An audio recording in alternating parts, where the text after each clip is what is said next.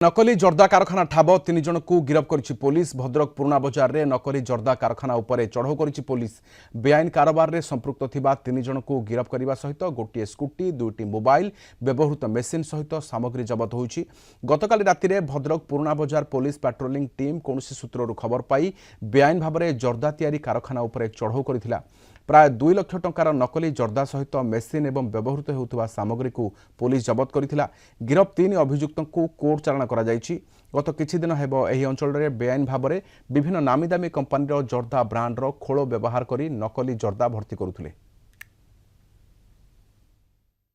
हमरो काली पुराना बाजार एरिया रू एडल्ट्रेट जर्दा सीजर होइछि। ता छडा 3 जन एक्यूज को भी अरेस्ट कराइछि। आ कि मटेरियल 2टा मोबाइल फोन आ स्कूटी सीज होइछि। सब मटेरियल्स हमरो जा मैन्युफैक्चरिंग मशीन मिसे कि अराउंड 2 लाख एबव हो। जोठी एग्जैक्ट इन्फॉर्मेशन मिलुछि बा हमें हम हिसाब रे इंटेलिजेंस कलेक्ट करके हमें रेड करछु। सेठी हमको गोटे जहाँ अरेस्ट करछु ता छडा माल सीज होछि। ता ऊपर केस भी होछि। तो ए जिनसटा हमर प्रयास अछि कि केमती ए जिनसटा पूरा बंद करिया पे।